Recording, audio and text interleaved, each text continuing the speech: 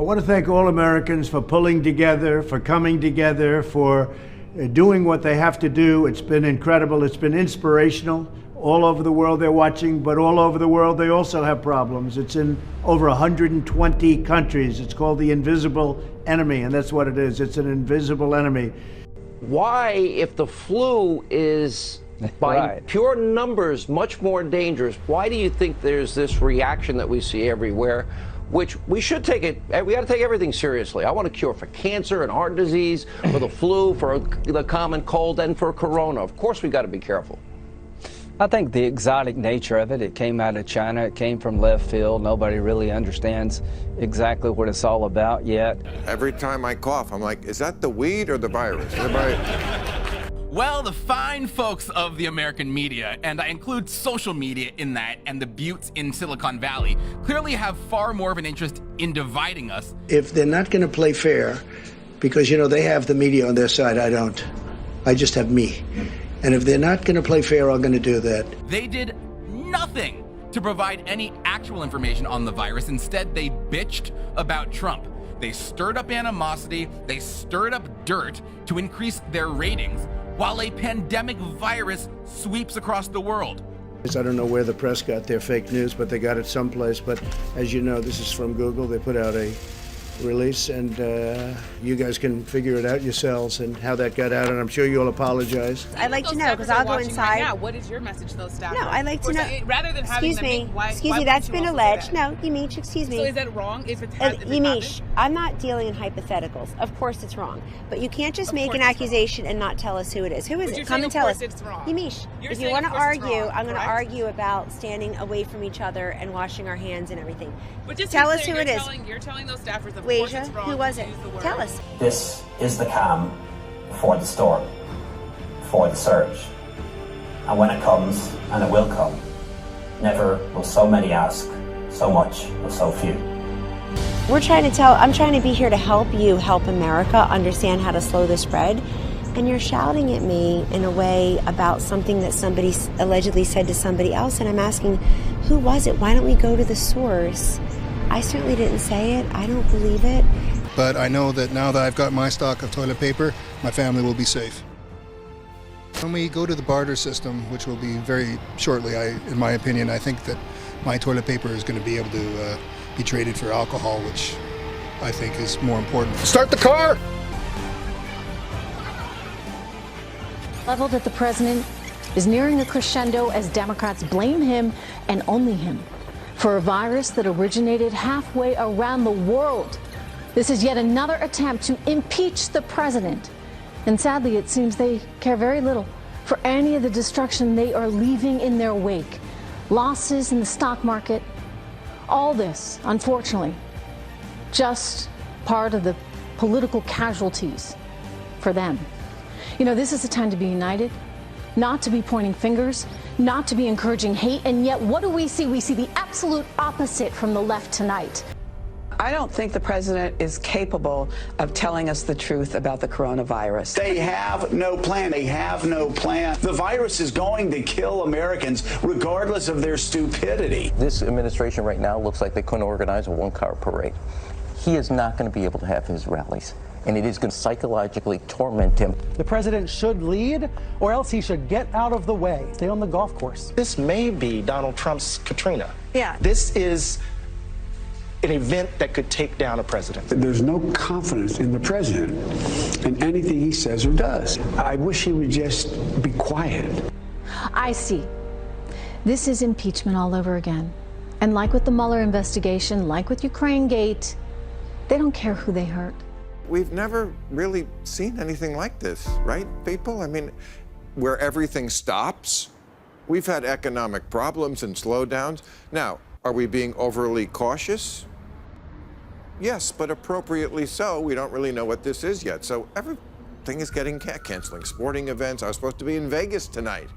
All right, this trip's been like real disappointing. Like everything's just closing down out of nowhere, and we just can't do nothing, and it's been a disappointment.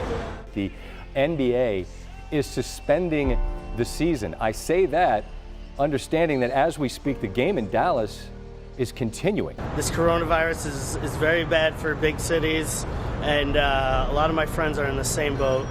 I really hope this gets better. But unlike Vegas, what happens on a cruise ship does not stay on a cruise ship. When the coronavirus started infecting cruise ships, all the other viruses were like, who's the new guy? Now, there's a lot of blame to go around for letting this cat out of the bag, but... Why do you keep using this? A lot Because of it people comes say from it's China. racist. It's not racist at all, no, not at all. It comes from China. That's why. It comes from China. I want to be accurate. It did come from China. They have openly suggested it was American soldiers who created this problem. This problem came out of China, and I do believe the Chinese government suppressed information that would have helped the world. I have great love for all of the people from our country, but as you know, China tried to say at one point, maybe they stopped now, that it was caused by American soldiers. That can't happen.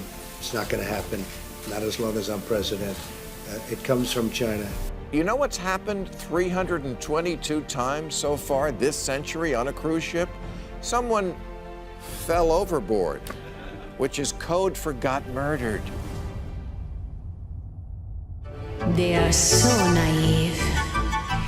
They think we are not aware of their crimes.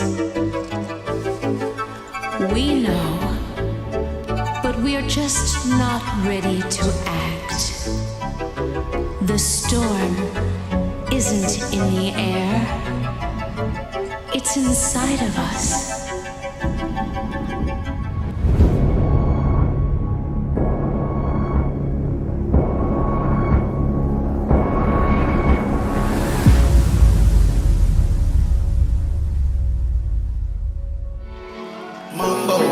Not everyone is coming to the future. Not everyone is learning from the past. Not everyone is coming to the future. I'm here tonight as a determined American who loves our country. And my message to you is very clear. Wake up, America.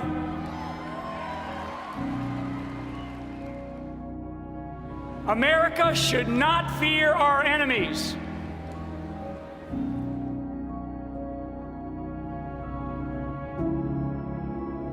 In fact, we should clearly define our enemies, face them head on, and then defeat those that seek to threaten our country and our way of life. It's all over the world. It's incredible. Some places in our nation that are not very affected at all, but we may look at certain areas, certain hotspots as they call them. We'll be looking at that, but at this moment, no, we're not. Tonight, we stand together as proud patriots who deeply love our country and believe in the principles of freedom, democracy, and liberty.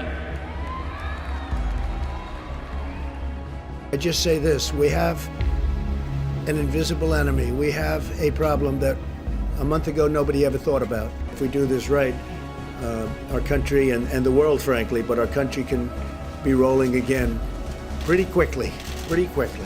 From this day forward, we must stand tougher and stronger together with an unrelenting goal to not draw red lines and then retreat.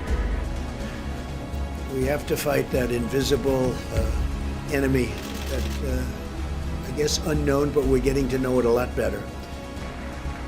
We must draw from the rich foundation of our founding fathers' fight for democracy and lead our friends and allies with more determination than ever before. We are looking to save the maximum number of lives. Everything else is going to come back. Our life is never going to come back, but everything else, our economy is going to come roaring back. You're going to know, we're going to know, we're going to all know that day. If somebody was asking about the day, when will you know? When will you know? we're going to know. All of a sudden, we're going to say, wow, that's looking good, that's looking good, that's looking good. And we're going to be on the other side of the curve. And that's a day that we look forward to, okay? America's once traditional, undisputed role as world leader is now in jeopardy. It's in jeopardy, folks. The Obama-Clinton duo, they failed our country by defying America's exceptionalism and betraying our nation's history and our founding fathers' revolutionary spirit. Well, it may be. We're not thinking in terms of recession, we're thinking in terms of the virus. Once we stop, I think there's a tremendous pent-up demand, both in terms of the stock market and in terms of the economy. And once this goes away, once it goes through and we're done with it, I think you're going to see a tremendous surge. On this day, we start the beginning of a new American century, a time when we turn our heads forward with persistent and relentless focus on protecting our communities, our families, and our country. The time is now. The time is now to recognize our obligation that we have to the world, an obligation to lead the world with unwavering integrity, renewed strength, and unapologetic resolve. But most importantly, the American public has been incredible. We took the best economy we've ever had, and we said, stop, you can't work. You have to stay home. You know, there's never been a case like this. Normally you pay a lot of money to get things going. Here's a case where we're paying a lot of money to stop things because we don't want people to be together so that this virus doesn't continue onward. So there's never been anything like this in history. There's never been, nobody's ever seen anything like this. But we're doing the right thing. We have to get rid of, our big war. We have to win this war. It's very important. If everyone makes this change or these critical changes and sacrifices now, we will rally together as one nation and we will defeat the virus, and we're going to have a big celebration all together. Trump is going to be recommending a national day of prayer. And, we've gotten away from prayer and faith a lot in this country. There's nothing wrong with godly principles, no matter what your faith is. Worst case scenario, you would have terrible job numbers. If we can get this thing wrapped up and finished earlier, things will go very nicely. And one of the things they're working, as you know, one of the elements that is being worked on very much so in the Hill is to keep the jobs going so that when we do get rid of the virus, we're going to be able to just really, I think, go like a rocket. I think the economy is going to be fantastic. Lately, we've been hearing that renowned rocket building and space exploration company, SpaceX, may be planning to spin off one of its projects called Starlink into a brand new company, an IPO on the stock exchange. Let's have a closer look at what Starlink is and why it can be the world's internet service provider. We're still at the early stages of sort of a big LEO constellation communication idea. I think the long-term potential of it is pretty great, but I don't want to overplay or overstate things quite at this or any stage of the game really. But the long-term goal is to create a comprehensive global communication system that provides high bandwidth, low latency connectivity anywhere in the world, and provides cross-links through the satellites so that you can have improved long-distance internet. You can actually have a more direct path. People around the world quickly started to spot the train of satellites moving across the night sky. This launch is a sign of things to come. And whenever humanity has a new marketplace like this, if there is not some guardian force that brings predictability to that economic marketplace, violence ensues. Pirates, thieves, and thugs steal what good men and women build. We may even have a space force. When President Trump first mentioned the idea of creating a Space Force in March 2018, it caught many by surprise. You know, I was saying it the other day because we're doing a tremendous amount of work in space. I said, maybe we need a new force. We'll call it the Space Force. And I was not really serious. And then I said, what a great idea. Maybe we'll have to do that. SpaceX has the capability to launch satellites, and they are very serious about getting Starlink up and running.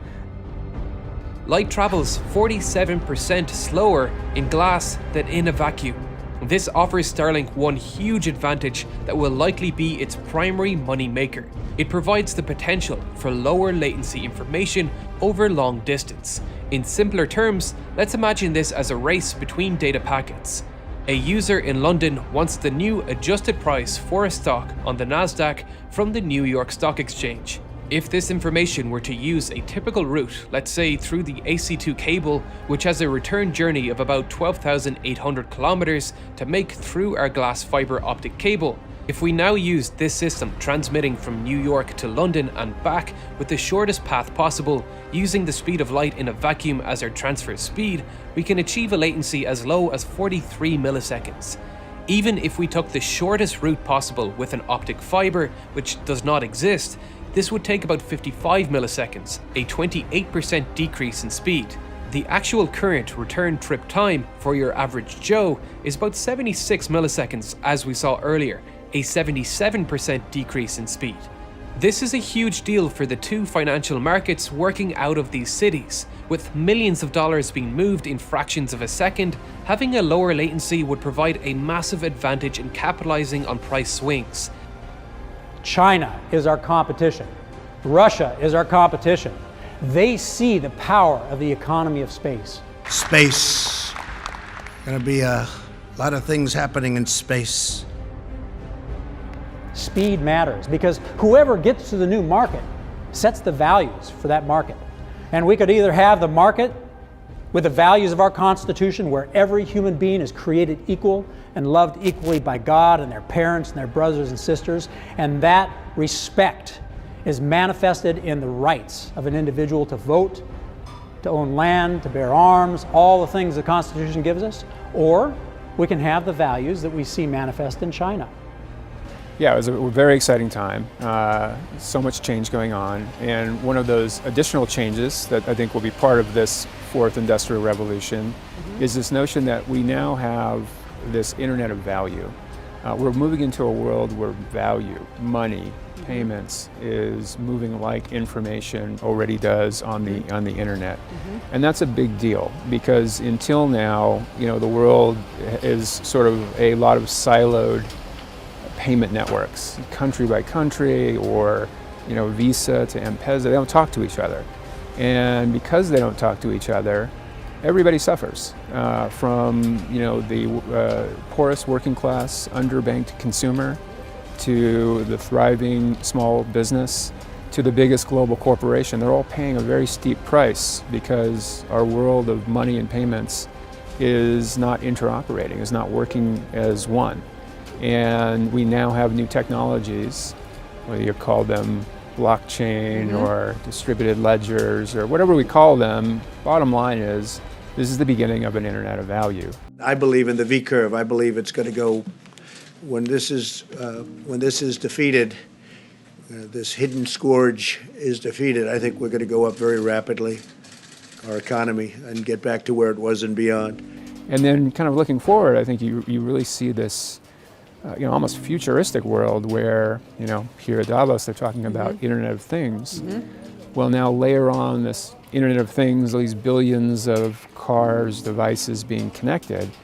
Now suddenly they are also commerce connected. So things are buying, selling, keeping money. As the president has said, and I wholeheartedly agree, the best is yet to come, folks. So to all the millennials, to all the audience, the best is yet to come. We are creating economic opportunity for all Americans that will allow you to seize your dreams. We're not going to be able to provide them, but we can create the playing field that enables you to realize your success. I'm glad you're well. We're glad you're out of self-quarantine. We're glad you tested negative. I'm ready to fight. I want to go to the Senate and I'm all whip for it. this virus's ass. I like that. I'm with you. Whip its ass. Keep cursing on my show every time you do it. All right, thank you, Senator. All right, we'll move on. You've heard it 1,000 times. Wash your hands, good hygiene, all of that. But social distancing, keep away. It's going to have no place to go. And I just want to thank you as president. I want to thank you for the incredible job you're all doing. There's spirit in our country like never before. We've pulled together as a unit. We've pulled together as a country. We will prevail together. Saturday, I had a little low-grade fever. So, actually, probably a GI thing. But, you know, I'm meticulous. I'm a physician. I looked it up. I ended up piggy bank. I'm from Walter Reed, so I got a test late Saturday night, and I'm negative. I stayed home another day just Thank you for saying that. Yeah, just to make sure. That's how we protect one another.